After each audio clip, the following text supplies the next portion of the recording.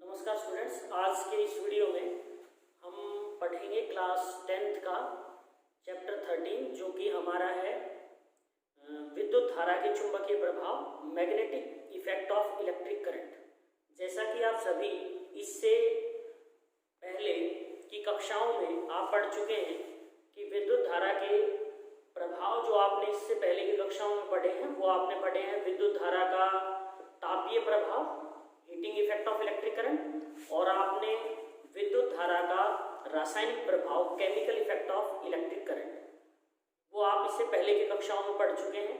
जैसा कि आप सभी जानते हैं कि विद्युत धारा जिस किसी ऑब्जेक्ट में से जब गुजरती है तो वो ऑब्जेक्ट जो है उसको हीट कर देती है। उसके एग्जाम्पल हमारे पास हैं, जैसे इलेक्ट्रिक बल्ब हो गया, जैसे इमर्सन रोड हो गई, जैसे हमारे पास आयरन हो गई, प्रेस जिससे हम इस्त्री करते हैं कपड़ों को। तो इस प्रकार से इनमें सब में जो विद्युत धारा का तापीय प्रभाव में दिखाई देता है। उसी प्रकार से जो हमने 10वीं क्लास का जो चैप्टर है हमारा मेटल्स एंड नॉन मेटल्स, वहाँ हमने इलेक्ट्रोप्लेटिंग जिसको हम विद्युत लेपन कहते हैं उसका हमने अध्ययन किया, उसको हमने स्टडी किया। तो उसमें हमने देखा कि जो एक धातु जो होती है, एक मेटल जो होती है, जो हमें दूसरी मेटल के ऊपर हम उसको विलेपित कर सकते हैं, उसका लेपन कर सकते हैं, वो एक केमिकल इफेक्ट है विद्युत धारा का।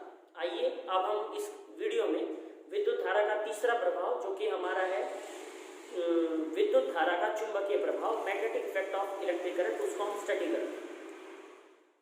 अगर हम एक किस प्रकार से हम इसको स्टडी कर सकते हैं, तो मैंने एक वायर का ये पीस लिया है, कॉपर की वायर का, जिसको मैंने AB नाम दिया है, और मैंने यहाँ पे ये रेजिस्टेंस हो गया और ये की हो गई, इसको मैंने अटैच किया है सोर्स ऑफ इलेक्ट्रिसिटी से।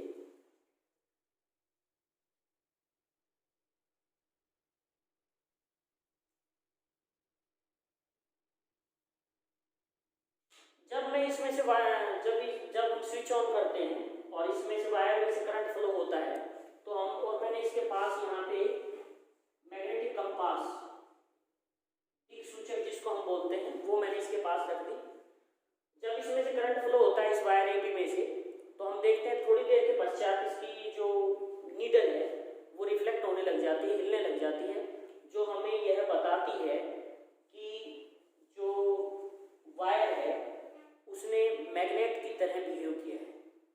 यही हमें दर्शाता है कि जब भी किसी करंट कैरिंग कंडक्टर में से करंट पास होता है तो वो मैग्नेटिक इफेक्ट क्रिएट करता है, चुंबकीय प्रभाव बनाता है। अभी इसके हमने एक और एग्जाम्पल हम जनरल एग्जाम्पल से समझ सकते हैं। मैंने खाली मैच बॉक्स ले लिया, मैच बॉक्स लिया है मैंने खाली, और मैंने मैच बॉक्स में एक मैग्नेटिक कंपास जो है वो मैंने रख दी, इसमें दिक् सूचक को मैंने रख दिया, और इसके चारों तरफ मैंने ये वायर रैप कर दी, लपेट दी, और जो सेल जो होता है वो एक सेल मैंने लिया है सोर्स ऑफ इलेक्ट्रिसिटी का, उससे मैंने इस वायर को अटैच कर दिया। और जैसे हम अटैच करते हैं थोड़ी देर के पश्चात हम देखते हैं कि ये जो नीडल है ये रिफ्लेक्ट होने लग जाती है, जो हमें दर्शाती है कि वायर जो है उसमें चुंबकीय प्रभाव बना है, मैग्नेटिक इफेक्ट उसने प्रोड्यूस किया है। इस प्रकार हमें पता लगता है जो करंट कैरिंग कंडक्टर्स होते हैं वो चुंबकीय प्रभाव बनाते हैं। तो अब हम एक क्रियाकलाप एक्टिविटी के माध्यम से इसको समझ सकते हैं। इस प्रकार की जो चुंबकीय क्षेत्र बनता है वो किस प्रकार का होता है, तो उसके लिए हमने एक ये कार्ड बोर्ड ले लिया, मैंने बोर्ड ले लिया, ड्राइंग बोर्ड भी ले सकते हैं हम, ड्राइंग बोर्ड मैंने ले लिया, और उस ड्राइंग बोर्ड पे मैंने एक ड्राइंग शीट जो है ड्राइंग पिंस की सहायता से मैंने ये लगा दी इसके ऊपर, और उसके ऊपर मैंने बार मैग्नेट को रख दिया, जो छड़ चुंबक होती है उसको, और उसके चारों तरफ मैंने लोहे का कुछ बुरादा डाल दिया, और मैं जब इसको थपथपाऊंगा हल्के हल्के से तो मैं देखता हूँ थोड़ी देर के पश्चात जो लोहे का बुरादा है उसने अपने आप को एक विशेष पैटर्न में अरेंज कर लिया। और किस प्रकार से अरेंज करता है अगर हम देखें तो ये हमारे पास बार मैग्नेट जिसको हम क्षण चुंबक कहते हैं वो है, और जो लोहे का बुरादा है वो किस प्रकार से अरेंज होता है इसके चारों तरफ वो आप देखेंगे।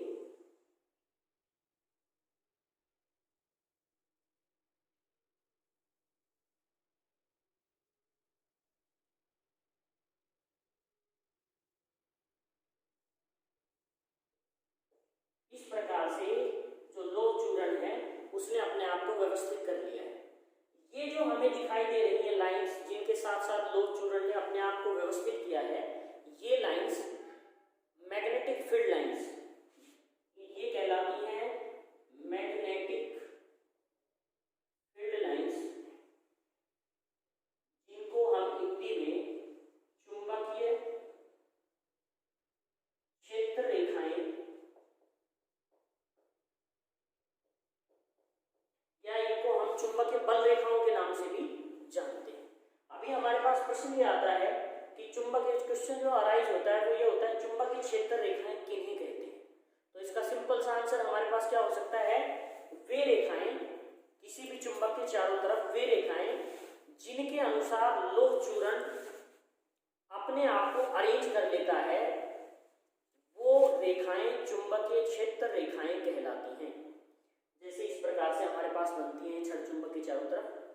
अब इनकी कुछ प्रॉपर्टीज आती हैं, इनके गुण क्या होते हैं चुंबकीय क्षेत्र रेखाओं के। तो देखिए इनके गुण किस प्रकार से हैं। चुंबकीय क्षेत्र रेखाएं, मैंने इसके दो पोल्स मान लिए, दो ध्रुव ले लिए, नॉर्थ और साउथ जो होते हैं हमारे किसी भी चुंबक के।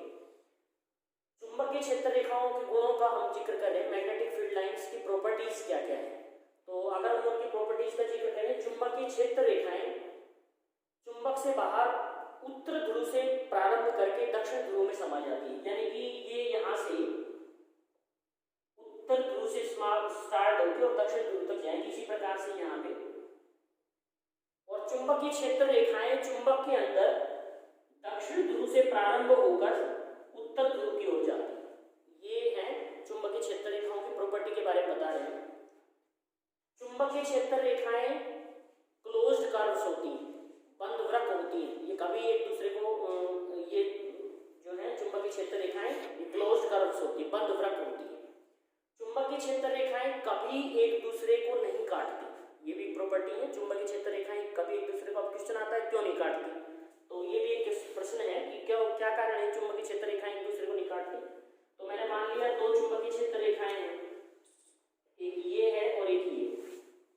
They will intersect at this point, वो किसी इस पॉइंट के ऊपर काट दी। अगर मान लो मैं ऐसा करूं कि मैंने यहाँ पे जो ये मैग्नेटिक कंपास जिसको मैंने मैग्नेटिक नीडल जो है ये रख दी मैंने यहाँ पे, मैं देखता हूँ कि अब ये जो अगर मैंने ऐसा हुआ अगर वो काटेंगे तो यहाँ इस पॉइंट की डबल डायरेक्शन शो होगी, जो कि संभव नहीं है। इसलिए चुंबकीय क्षेत्र रेखाएं कभी एक दूसरे को काटती नहीं। चुंबकीय क्षेत्र रेखाओं की निकटता उनकी प्रबलता को दर्शाती है, जितनी ज्यादा क्लोज होंगी उतना ही मैग्नेटिक फील्ड स्ट्रॉन्ग होगा। चुंबकीय क्षेत्र रेखाओं की निकटता उनकी प्रबलता को दर्शाती है। सीधे चालक से विद्युत धारा प्रवाहित होने के कारण चुंबकीय क्षेत्र, यदि हम किसी सीधे धारावाही चालक straight current carrying conductor wire का अगर हम जिक्र करें तो उसके चारों तरफ जो चुंबकीय क्षेत्र होगा वह किस प्रकार का होगा। तो उसके लिए हमने एक छोटी सी एक्टिविटी की है कि हमने कार्डबोर्ड ले लिया इस तरह का और उसमें हमने एक छोटा सा छेद कर लिया, उसमें से हमने ये वायर है कॉपर वायर AB, ये हमने इस छेद में से पास आउट कर दी, निकाल दी, और इसके ऊपर हमने उसी प्रकार से लोहे का बुरादा हल्का हल्का डाल दिया। फिर हमने इसको उसी प्रकार से सोर्स ऑफ इलेक्ट्रिसिटी जो है उससे कनेक्ट कर दिया बैटरी से।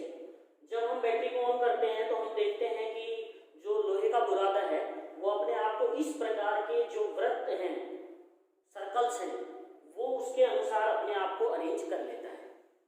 ये जो वर्त इस वायर के चारों तरफ बनते हैं वो सारे सेकेंडरी वर्त होते हैं, कंसेंट्रिक सर्कल्स होते हैं, जिनका सेंटर सभी का एक होता है। अभी आता है कि यदि हम इसकी डायरेक्शन पता करना चाहें तो ये जो डायरेक्शन होगी चुंबकीय क्षेत्र की, मैग्नेटिक फील्ड इसके चारों तरफ जो बना है चुंबकीय क्षेत्र, उसकी डायरेक्शन क्या है, यदि हम उसकी डायरेक्शन पता करना चाहें तो डायरेक्शन पता करने के लिए हमारे पास जो रूल है that is right hand thumb rule, जिसको हम दक्षिण हस्त अंगुष्ठ नियम भी कहते हैं। इस नियम के अनुसार यदि हम अपने दाहिने हाथ में जो करंट कैरिंग कंडक्टर है, वायर है, दाहिने हाथ में चालक तार को इस प्रकार पकड़ते हैं कि हमारा अंगूठा चालक तार में प्रवाहित विद्युत धारा की दिशा की ओर हो, तो हमारी अंगुलियां चालक तार के चारों तरफ चुंबकीय क्षेत्र को प्रदर्शित करती हैं। तो यदि मैं आपको दिखाना चाहूँ इस प्रकार से, मान लो हमने वायर ले ली, ये वायर है, हम मान लेंगे इसको, और मैंने अपने जो है राइट हैंड में इस प्रकार से इसको पकड़ लिया, जिस प्रकार से ये आप देख रहे हो, ये जो फिगर बनी हुई है।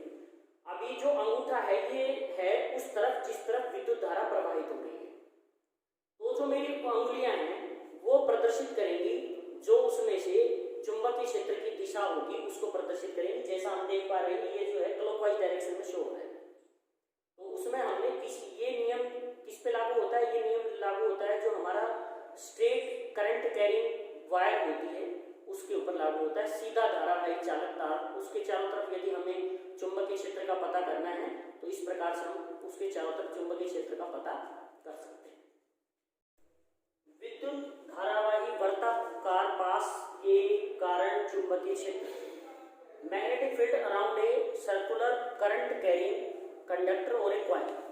यदि हम जो हमारे पास स्ट्रेट वायर है, सीधा चालक तार है, यदि हम उसको इस प्रकार से फोल्ड कर लें कि वो एक सर्कल के रूप में आ जाए हमारे पास, इस प्रकार से सर्कुलर फॉर्म में आ जाए, और उसको फिर हमने सोर्स ऑफ इलेक्ट्रिसिटी से कनेक्ट कर दिया, और फिर उसी प्रकार से हम उसके चारों तरफ यदि चुंबकीय क्षेत्र रेखाओं का अध्ययन करें तो उसके चारों तरफ जो मैग्नेटिक फील्ड लाइन है वो किस प्रकार की बनेगी। तो आइए देखते हैं।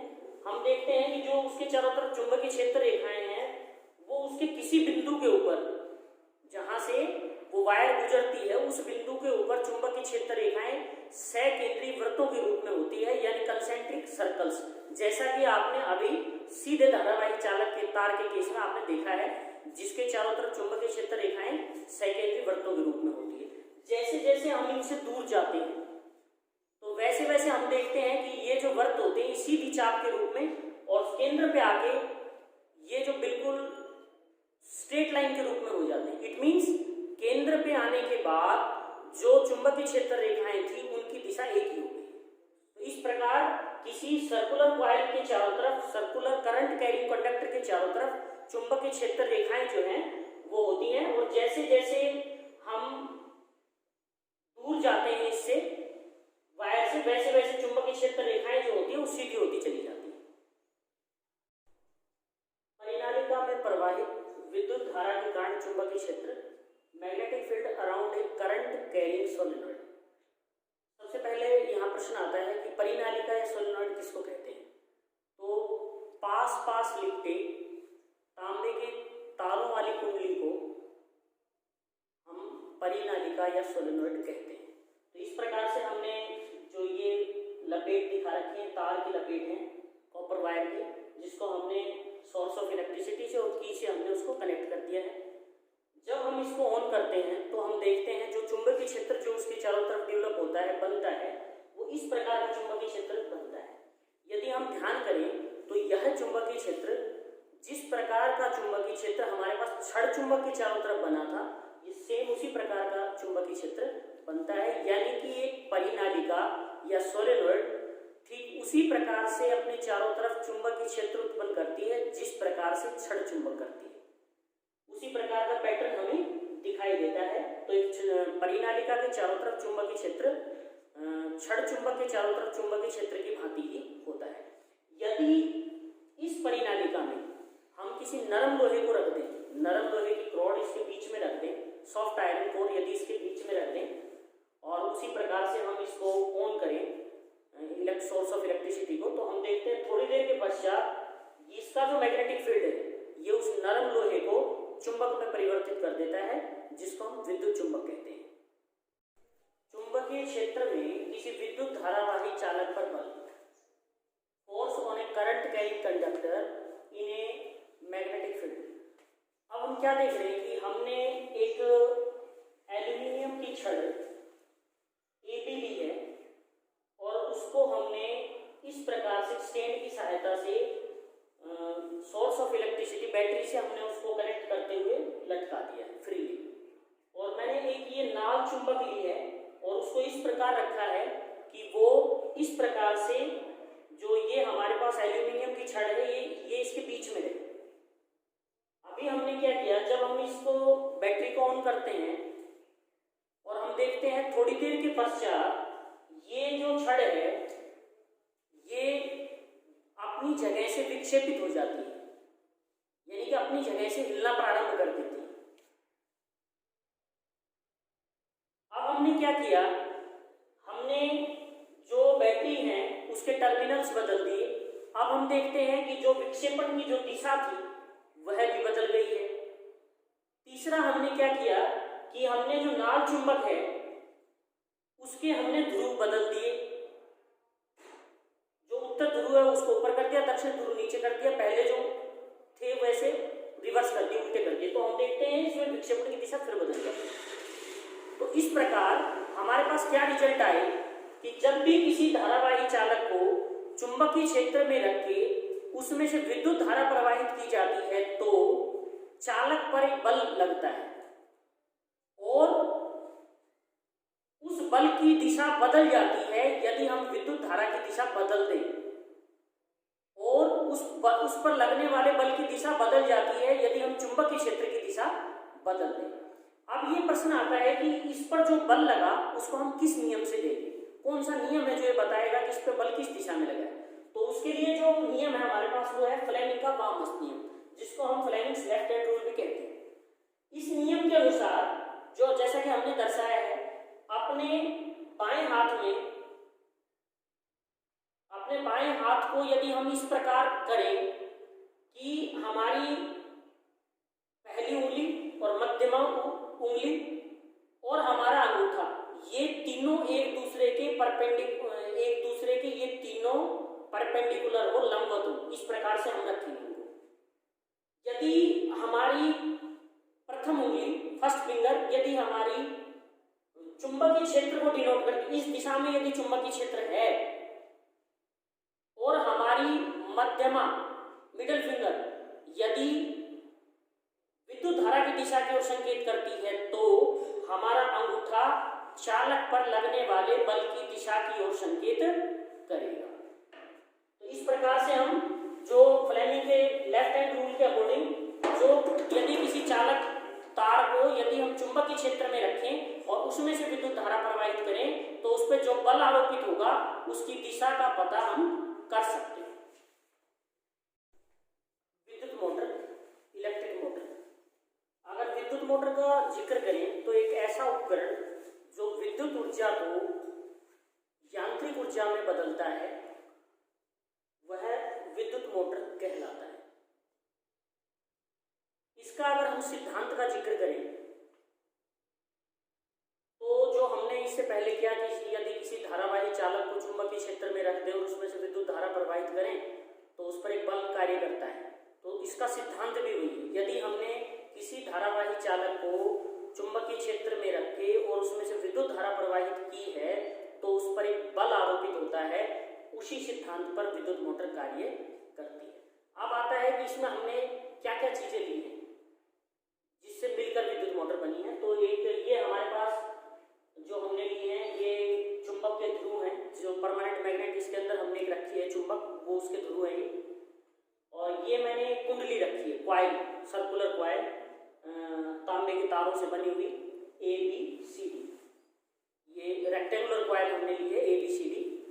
और ये जो है ये इसके दो सिरे विभक्त वलय से जुड़े होते हैं, जो हमने यहाँ पे विभक्त वलय P और Q से दर्शाए हैं, स्प्लिट रिंग्स जिनको बोलते हैं।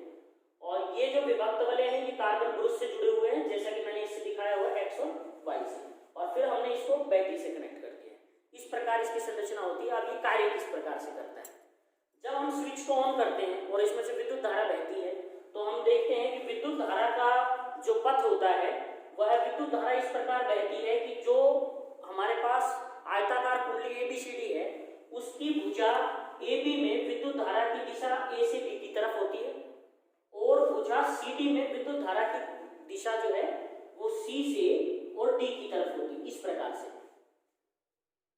तो यदि मैं फ्लेमिंग का नाम जो वामहस्त नियम लेफ्ट हैंड रूल जो है फ्लेमिंग का वो हमें बताता है किस दिशा में बल लगता है, यदि वो हम इस पे अप्लाई करें तो हम देखेंगे कि भुजा AB और CD में जो बल लगेगा वो दोनों आपस में विपरीत दिशाओं में बल लगेंगे। और वो किस प्रकार से लगेगा कि भुजा AB जो है वो नीचे की तरफ धकेली जाएगी और भुजा CD जो है ऊपर की तरफ धकेली जाएगी। आधा घूमने के पश्चात जब हाफ रोटेशन हो जाएगी, आधा घूमने के पश्चात हम देखते हैं कि जो direction of flow of current है वो हमारे पास जो कि पहले ABCD था वो आधा घूमने के पश्चात हमारे पास हो जाएगा, क्योंकि ये जो हिस्सा है, ये जो आयताकार कुंडली का सिरा है CD वो AB की जगह ले लेगा और AB जो है वो CD की जगह ले लेगा।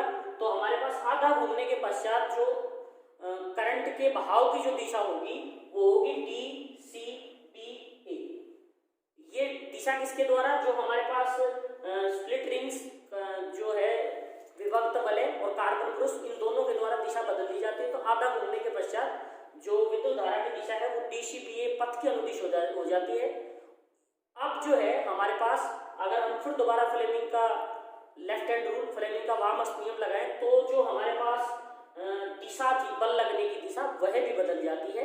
तो जो भाग हमारे पास AB पहले नीचे की ओर धकेला गया था अब वह ऊपर की ओर धकेला जाएगा और जो भाग CD पहले ऊपर की ओर धकेला गया था अब वह नीचे की ओर धकेला जाएगा। इस प्रकार हर आधे घूमने के पश्चात विद्युत धारा की दिशा बदलती रहती है और जो कुंडली है वो लगातार रोटेशन करती रहती है, घूमती रहती है। इस प्रकार हमारे पास विद्युत मोटर जो है वो कार्य करती है, जिसका हम अलग अलग हम देखते हैं। विद्युत मोटर हमारे बहुत सारे, चाहे हमारे पास पंखे की मोटर है, चाहे हमारे पास पानी की मोटर है, बहुत सारी मोटर जहां भी है उन सब में इसी प्रकार का सिद्धांत कार्य करता है। विद्युत चुंबकीय प्रेरण, इलेक्ट्रोमैग्नेटिक इंडक्शन। माइकल फैराडे द्वारा यह देखा गया कि यदि हम किसी कॉइल को इस प्रकार से और उसको गैल्वेनोमीटर से हमने अटैच कर दिया और ये हम उसने एक मैग्नेट रखी, मैग्नेट को यदि कॉइल के साथ मूव किया जाता है तो उसने देखा कि जो गैल्वेनोमीटर है उसकी सुई विक्षेपित होती है, जो दर्शाती है कि इसमें करंट बना है। फिर उसने क्या किया कि उसने इसको चुंबक को विपरीत दिशा में रोटेट किया तो हम देखते हैं कि जो इसकी सुई है वह उसके विक्षेपण की दिशा बदल जाती है। दूसरा उसने क्या किया कि उसने चुंबक के सापेक्ष कॉइल की गति करवाई, तब भी उसने देखा कि जो सुई है वो विक्षेपित होती है। फिर उसने क्या किया कि दोनों को स्थिर रखा, अब वो देखता है कि गैल्वेनोमीटर की सुई विक्षेपित नहीं होती, यानी कि कोई विद्युत धारा उत्पन्न नहीं होती। और यदि हम ये जो मोमेंट है चुंबक की कॉइल के सापेक्ष यदि हम ये बढ़ा दें तो इसमें विक्षेपण की गति भी बढ़ जाती है, सुई तेजी से हिलने लग जाती है। इसका मतलब जो विद्युत धारा उत्पन्न हुई है वह और तेज हो जाती है। इस प्रकार की जो विद्युत धारा उत्पन्न होती है इसको हम इंड्यूस्ड करंट कहते हैं, इसको प्रेरित विद्युत धारा कहते हैं, जो कि इस कॉइल में उत्पन्न हुई है कॉइल और चुंबक की गति के सापेक्ष। तो यह जो है हमारे पास विद्युत चुंबकीय प्रेरण कहलाता है। फ्लेमिंग दक्षिण हस्त नियम, फ्लेमिंग राइट हैंड रूल। इस नियम के अनुसार किसी चालक में उत्पन्न विद्युत धारा की दिशा हम किस प्रकार ज्ञात कर सकते हैं, जिसको इंड्यूस्ड करंट कहते हैं, उसकी दिशा यदि हमें ज्ञात करनी हो तो किस प्रकार ज्ञात करेंगे। तो इस नियम के अनुसार अपने राइट हैंड की दाहिने हाथ की प्रथम उंगली, मध्यमा और अंगूठे को इस प्रकार फैलाइए कि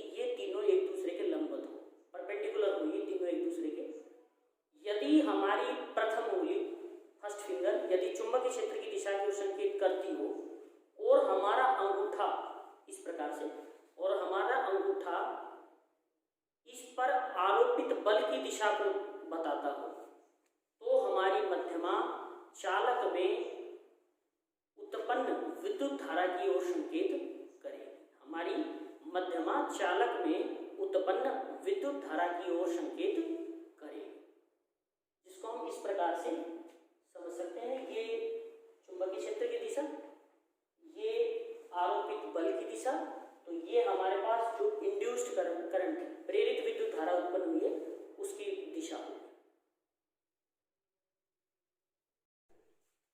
विद्युत जनित्र, इलेक्ट्रिसिटी जनरेटर। विद्युत जनित्र वह उपकरण होता है जो यांत्रिक ऊर्जा को विद्युत ऊर्जा में बदल देता है। अगर हम इसके सिद्धांत का जिक्र करें तो जिस प्रकार से हमने किया था, यदि किसी धारावाही चालक को चुंबकीय क्षेत्र में रख के और उस पर बल लगाया जाता है तो उसमें प्रेरित धारा उत्पन्न होती है, इंड्यूस्ड करंट होता है उसमें उत्पन्न। तो उसी सिद्धांत पर यह कार्य करता है। इसमें हमने इसमें लिया क्या क्या चीजें होती हैं। तो ये हमारे पास हमने चुंबक को लिया है, उसके दो ध्रुवों के बीच में हमने एक आयताकार कुंडली ABCD को रखा है इस प्रकार से। ये हमारे पास वलय हैं, सर्कुलर रिंग्स हैं, और इनसे ये कार्बन ब्रश जुड़ी हुई है, ये ब्रश, और ये हमने सर्कुलर रिंग्स वलय लिए हैं और हमने यहाँ पे इसको गैल्वेनोमीटर से जोड़ दिया है, जो हमें धारा की दिशा के बारे में बताएगा। अब हमने इसको इस प्रकार से रोटेट किया, बल लगाया कि इसकी भुजा AB जो है वो ऊपर की ओर गति करती है और भुजा CD नीचे की ओर गति करती है। जब यह गति करती है तो जो हमारे पास परमानेंट जो हमने मैग्नेट्स लिए हैं वो जो चुंबक हैं उनकी चुंबकीय क्षेत्र रेखाओं को काटती है। जब वो चुंबकीय क्षेत्र रेखाओं को काटती है तो उसमें प्रेरित धारा उत्पन्न होती है, और प्रेरित धारा का जो इंड्यूस्ड करंट है उसकी यदि हम डायरेक्शन बताना चाहें तो किस डायरेक्शन से देंगे, तो जो हमने फ्लेमिंग का जो दाहिने हाथ का राइट हैंड जो रूल अभी हमने किया था उसके अकॉर्डिंग हम उसकी दिशा को बता सकते हैं। तो हम देखते हैं यदि उसको अगर हम अप्लाई करें तो जो हमारे पास विद्युत धारा की दिशा आएगी वो हमारी आएगी ABCD पथ के अनुदिश, ABCD पथ के अनुदिश। इसके साथ रहेगी विद्युत धारा की दिशा। आधे घूमने के पश्चात जो वलय है और कार्बन ब्रश है उसके द्वारा धारा की दिशा बदल दी जाएगी, और हम देखेंगे कि आधा घूमने के बाद जो भाग हमारे पास AB ऊपर की ओर घूम रहा था वह आधे घूमने के बाद नीचे की ओर गति करेगा, और जो CD नीचे की ओर घूम रहा था वह ऊपर की ओर घूमेगा। तो यदि अब हम फ्लेमिंग का दाहिने हाथ का नियम लगाएं तो हम देखेंगे जो धारा की दिशा है आधे घूमने के बाद वो हो जाएगी DCBA पथ के अनुदिश। तो क्योंकि विद्युत धारा एक राउंड पूरा करने में, एक चक्कर पूरा करने में 2 बार अपनी दिशा बदल रही है, इस प्रकार की विद्युत धारा को प्रत्यावर्ती विद्युत धारा या हम AC अल्टरनेटिंग करंट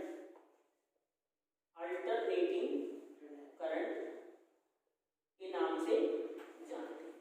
यदि इसमें एक हमारे पास आती है DC डायरेक्ट करंट, जिसको हम बोलते हैं डायरेक्ट करंट,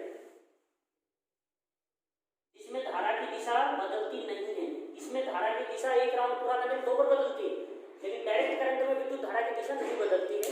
तो यदि वो अगर जनरेटर का अगर हम जिक्र करें तो इसमें एक सामान्य सा बदलाव क्या होगा, यहाँ जो है जो हमने वलय लिए इनकी जगह हम स्प्लिट रिंग्स लेंगे, हम इनकी जगह, और उसमें धारा की दिशा बदली नहीं जाएगी। और उस प्रकार का जनित्र जिसमें विद्युत धारा की दिशा नहीं बदली जाती है उसको हम दिष्ट धारा जनित्र या DC जनरेटर के नाम से जानते हैं। और DC आपको पता है जैसे हमारी जो बैटरी जो होती है वो हमें डायरेक्ट करंट देती है। अगर इन दोनों में जिक्र करें तो हमारे जो वायर के थ्रू हमारे घरों में आ रही है वो हमारे पास AC होती है, और जो बैटरी से हमें मिलती है वो DC होती है। DC में धारा की दिशा नहीं बदलती, AC में विद्युत धारा की दिशा बदलती है। AC को हम दूर तक भी ले जा सकते हैं, सुदूर तक भी, जबकि कर सकते। तो इस प्रकार से अगर हम इन दोनों का लाभ का भी जिक्र करें तो एसी जो है वो डीसी की अपेक्षा ज़्यादा बेटर है। घरेलू विद्युत परिपथ, डोमेस्टिक इलेक्ट्रिक सर्किट। अगर घरेलू विद्युत परिपथ का अगर हम जिक्र करें तो उसमें किस प्रकार से जो विद्युत धारा है उसकी सप्लाई किस प्रकार से होती है, तो हम देखते हैं कि हमारे घर के बाहर अगर हम देखें सराउंडिंग में तो जो खंभे लगे होते हैं उनसे एल्यूमिनियम तार के द्वारा हमारे घरों में विद्युत धारा की सप्लाई की जाती है। और विद्युत धारा जो है हमारे घरों में सप्लाई की जाती है और 220 वोल्ट का विभवांतर की विद्युत धारा हमारे घरों में सप्लाई की जाती है। तो उसमें अगर हम देखते हैं तो तार की व्यवस्था अगर हम देखें जिनसे हमारे घर में विद्युत धारा आती है तो वो दो प्रकार के होते हैं। एक लाइव वायर जिसको हम विद्युत में तार कहते हैं और एक जो है हमारे पास उदासीन वायर होती है, उनके द्वारा हमारे घर में विद्युत धारा आती है। और विद्युत धारा सबसे पहले हमारे घर में मीटर में आती है, इलेक्ट्रिक मीटर के अंदर, और मीटर के बाद जो है बोर्ड के अंदर आती है। मीटर के बाद विद्युत धारा जो है वो बोर्ड में जाती है और बोर्ड से फिर वो विद्युत धारा जो है वो जो हमारे उपकरण हैं उनमें जाती है। उपकरणों में किस प्रकार व्यवस्था होती है, तो उपकरण जो होते हैं हमारे सभी वो पैरेलल अरेंजमेंट्स होती हैं उनको एक दूसरे के समानांतर लगाया जाता है ताकि उनको सेम विभवांतर मिले और उन सब में विद्युत धारा का मान अलग अलग हो। और उन सभी को जो है एक वायर जिसको हम भूसंपर्क तार, अर्थिंग वायर जो कहते हैं, उसके द्वारा उनको जोड़ दिया जाता है। अभी क्वेश्चन ये अराइज होता है कि जो भूसंपर्क तार है इसका क्या रोल होता है, तो जो हमारे पास मैग्नेट से, जो हमारे पास मेटल से बने हुए ऑब्जेक्ट्स होते हैं, यदि उनमें विद्युत धारा लीक हो जाती है तो भूसंपर्क तार के द्वारा वो विद्युत धारा जो है वो जमीन में भेज दी जाती है और उसका जो शॉक हम लगने से हम बच सकते हैं। तो इस प्रकार ये रोल भूसंपर्क तार का होता है। इस प्रकार की व्यवस्था जो है हमारे घरों में विद्युत धारा की सप्लाई के लिए की जाती है। और इस प्रकार के अरेंजमेंट को ट्री अरेंजमेंट कहते हैं। जो विद्युत धारा की ये सप्लाई की अरेंजमेंट जो होती है इसको ट्री अरेंजमेंट कहते हैं। इसके द्वारा विद्युत धारा सप्लाई की जाती है।